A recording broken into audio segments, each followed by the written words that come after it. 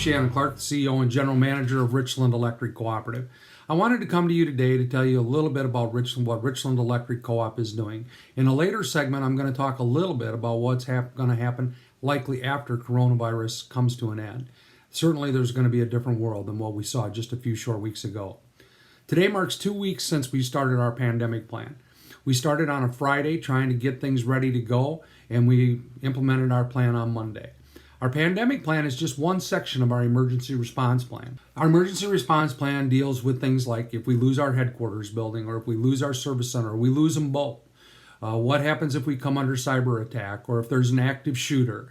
We deal with a whole host of contingencies on things like what would happen if the entire upper Midwest was out of power? How would we restore power? How would we work with other utilities to get that done? It's basically to address any of the potential perils that might interrupt the ability for us to provide power to you, our members. We do that by having a good plan and by knowing how and when to implement it.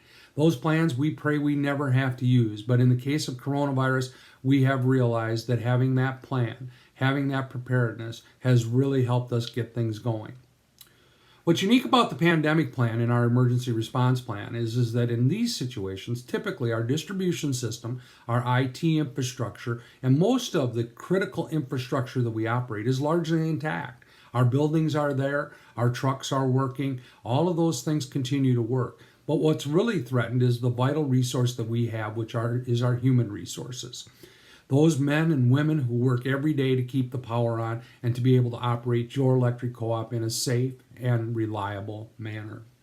I'd like to take a minute, though, to talk to you a little bit about some things you may not know about our employees. Most of them come from right around Richland County, southwest Wisconsin. Some are from a little further away, but have lived in this community for the majority of their lives. So our employees have the ability to empathize with a lot of our members, and particularly what they're going through today. If you look around our employees and our directors today, you'll find we come from a variety of backgrounds. Most of us have probably been involved in agriculture in one way or another, but if not involved in agriculture, such as milking cows or feeding young cattle, or all of the chores that we have to do, some of us have dealt with manufacturing. We've had to deal with other types of business, whether it be information technology, all of the things that our members go through, most of our employees have some experience with in their personal lives. So it gives the employees the ability to empathize with our members on what they're going through during times like these. The challenges that we face them together. Our board has supported our efforts in pandemic planning to respond to these unexpected emergencies. They operate under this simple belief, and it's one that is our members need to understand, that we believe that planning and preparedness prevents panic. We can't be making decisions on the fly unless absolutely necessary. Crisis management is not a good way of doing business. So consequently, we've tried to plan for even some scenarios that we pray would never happen. But we think that if we're planning, we're preparing, we're probably not going to end up in panic. And I have to tell you that this pandemic plan that we established almost 15 years ago in response to the H1N1 pandemic potential has served us well. We started on a Friday when Governor Evers ordered the closing of schools, which was one of the triggers in our pandemic plan. We had 3 things that would cause us to do what we've done. One was the closing of all public schools, public and private schools, which was the one that we saw. The other one was any state or federal mandate that ordered us to leave our facilities and not be in the community. The other one was that if we had any employee or any resident immediate family member of an employee who was afflicted by the coronavirus, any one of those 3 things would have triggered our plan. As it stands, the only one that still is in effect today is the closing of schools. The governor's stay-at-home order plays in a little bit on the second one, but we're fortunate to date to not have coronavirus victims at Richland Electric Cooperative. We've tried to reach out to you by things such as this, such as videos. We've tried to reach out via other social media, but we know that a lot of our members can't get their information this way. If you're able to watch this video today, you're among those that are able to get the access to the internet and be able to do that. But there's a lot of people that don't have that. So consequently, one of the first things we did was communicate with all members by mail. We sent a letter out explaining what we were doing and why. And what we're asking for today is if you have the opportunity to see this and you talk to members that don't have access to this information, that you feel free to share it with them, because it's really important that we reach out to our members. I'm going to give you a real brief update of what we're doing presently to protect our community. In a separate video a little later, I'm going to talk with you about how this pandemic will impact our future. Right now, our office is very restricted. We're interacting with the public only via our drive-up window, in person that is, by voice, email, through the telephone, through social media. Those are other ways that we're interacting. All of our linemen have been assigned a vehicle. They have that one vehicle. That's their personal space. That's the area that they're working from. It's their office, if you will. They take it home with them at night and they bring it back in the morning when they report for duty. They're dispatched from home. So if we have an outage, we reach out to them in their home to be able to dispatch them to their outage. That's not the most efficient way to do things. We're driving vehicles back and forth to employees' homes, and every lineman has his own vehicle. That results in, when we go to an outage, we have 2 trucks there for every vehicle or for every outage. Anything we do now has a vehicle per person. I know that sometimes you look out there when you see us in the field and it looks like we do that all the time. We have maybe a digger truck and a big bucket truck and a small bucket truck and a tool truck, and there's 4 guys working on the job. That's the way it works sometimes. But we very seldom have just one person in a truck, particularly with outages where we have 2-man crews respond to outages. Now there's 2 trucks. We're doing that to keep our employees apart. That's part of our plan, is to be able to separate employees and keep them apart. One of the things that we've had to deal with is we know that we probably can't keep everyone from being exposed or potentially contracting coronavirus. What we're trying to do is prevent employee-to-employee spread.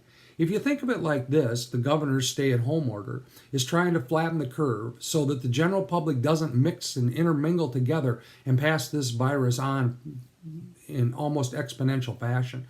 We're doing it on a much smaller scale. We're basically saying we don't want these 15 employees all together. We don't even want 2 of those employees together because we don't want them to share this virus. And so by being able to separate our crews, by separating our staff in the office, we're able to do that. We have people working from home. A note about our office staff. One of the things that we've got is we're fortunate. Some days you might have thought it wasn't the best layout, but as it works out, the way our office is designed is we have 3 restrooms for 3 employees. They're each in their own section of the building, and ironically, they all happen to have their own air handling systems. So it's kind of like 3 distinct offices in one building, and we assign 1 employee to each office. Now, there comes times when we have to switch out vehicles or tools or equipment or office space. And what we're doing there is we're doing a sanitize in, sanitize out.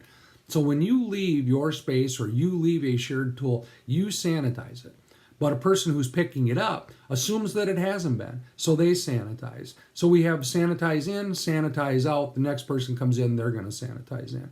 We've eliminated as much as we can of these shared resources. Certainly with vehicles, a couple small bucket trucks, we have to put the people who are on call in those trucks. But overall, it's the idea of not only protecting other people, but you have to protect yourself first. A statement that I use a lot of times when I'm talking about safety, and based on my experience with other emergencies, is the only thing worse than 1 victim is 2. So consequently, if one of our employees gets coronavirus, that's bad. But if more than 1 gets it, that's even worse. So we want to make sure that we continue this isolation among our workforce. The thing that we wanted to avoid was having all of our staff getting sick at the same time. It's that simple. We do recognize we've got one potential weak spot, however, and that's with this dispersed workforce now. We only have a few people in the office. I'll tell you a little bit about what happens when we have a major outage. Typically, the calls start coming in and they go to our call center, which is a cooperatively owned call center. Many electric co-ops throughout the United States share these 3 call centers. They're very state-of-the-art. But they're facing the same problems we are. They're trying to isolate their staff and place them remotely. And communication systems don't always work quite the way we expected them to. But in the past, what would happen is when we'd get that call center somewhat overloaded, we'd bring staff into the office. And it wouldn't be unusual to have 4 or 5 people in the office answering the phones, dispatching outages, keeping track of things on the map, and all working together in very close proximity. We don't have that today. That's going to be a problem. And consequently, we're going to have to rely on our call center for incoming phone calls. And we know that that's going to likely result in congestion. It's going to make busy signals. Some cases, the telephone network isn't as robust as we'd like, particularly when you're transferring calls from when you call us, we transfer to our call center. The call center transfers it to their remote workforce. We know that's probably going to be a problem. But you can help here. One thing I'd like to tell you is that we probably know about most of the outages that go on today from our metering system, but we still like people to call and verify so we don't miss anybody. It is possible that our metering system won't be communicating in the event of a big storm. But if you could just do this, if you're going to report your own individual outage, would you take a minute and call a couple of neighbors and ask them, and then amongst yourselves decide who among you might call the co-op and report 1, 2, 3, or half a dozen outages. By that, we can figure out pretty much where the problem is and to what extent we're going to need to send resources. Also like to bring you up to speed on something else you've heard a little bit about. Not too long ago, you got ballots and annual meeting books. And in there, it told you to get your ballot back by April 3rd at 4:30. That election still stands. Please take the time to fill out your ballot and send it in. The election time frame is set. It's set by our bylaws. It's also a statutory requirement in the state how we conduct this election. Now, this may seem like a trivial thing. What difference does it make if we get our board elections done? Well, it makes a difference because one, it's in our bylaws, and two, it's statute. And we do believe in the rule of law. And we believe in transparency and open and fair elections for our board of directors. That is the most important part of this democratic cooperative that we can have. So we're doing our very best. By getting the ballots in on time, we'll be able then to assess exactly how we're going to deal with the election in terms of where we're counting the ballots and when. But it probably doesn't make, it's not really critical that we do that right now because we can't seat our new directors until an annual meeting is held. So even if we counted them and we saw that the director elections, we had the results, we can't seat them until we have an annual meeting. And again, that's according to our bylaws and the statute. Again, we want to make sure that we're doing things as a cooperative and governed in an open and transparent manner. It's very important to us. As it relates to the other services that you receive from REC or these services you one of the things we've already done is we've implemented some measures to help you through this. This is not unique. If you remember a few years ago when propane prices shot through the roof, what we did was we worked out arrangements with members and we waived late payment penalties because we knew members were relying on electricity more than ever. Certainly it was an unplanned expense for them. So our board of directors said, we can do this. We have the reserves to be able to do this and we'll help our members out. So we've turned off our automated late charges. If you have a bill that's past due, you're not incurring a late charge now. Now, we're not erasing ones from months past, but the late charges that you would incur now have been turned off. So we're not going to be adding insult to injury here. We are asking you, if you're having trouble paying your bill, to give us a call, and we'll work through this together. But the key words is we'll work through this together. We need to hear from you. We need to know what your circumstances are, because ultimately, we too are going to have to pay our power supplier, Dairyland Power, and we've got our continued expenses. We operate on razor-thin margins. It's not like we're sitting on millions of dollars in cash where we can just grant members the ability to not pay. Eventually, the bills will have to be paid, but we're going to work through this, and we're going to work through this with you, our members. So work with us. We'll work through you. If you're struggling to pay your energy bill, please let us know, and together we'll get through this. Most of the issues I've addressed today talk about the continued operation of your electric co-op during these unprecedented times. However, we're now beginning to see the fallout. We're watching as markets change. We're watching as interest rates change. We're dealing with federal legislation that is changing employee benefits and is changing a variety of the laws we've come to operate under. We know that the world likely will never be the same as it was just a few short weeks ago. We're looking to the future with what can we do? How will we withstand this? What's going to be the impact on our community? How will these jobs be recovered? How will people be able to pay their bills? I'm not afraid to tell you that we're a little afraid of the future and what it might be. But in all, we get a lot of comfort in knowing that we can work with our members and that we're all working together as a team. We're all part of the same team. We're all part of the same community. And together we can do this. There's going to be some bumps. There's going to be some stretches where it's not real comfortable. But ultimately, we know that the success of Richland Electric Co-op, and we look back a lot for guidance from the people who started this co-op, who made a commitment to solve problems with our members, we say, they did it, we can do it too. And so with you, our members, we're going to get through this. We're going to work out ways to be able to continue to provide safe, reliable, and affordable power for you. How we'll do that, we'll have to work through some of that. But we've got the time, and we've done the planning, and we're prepared for that. We don't see any need to panic, but we will be there for you, for our members. With that, I'd like to just close by saying this. Please be safe. Take care of yourself. Take care of your family.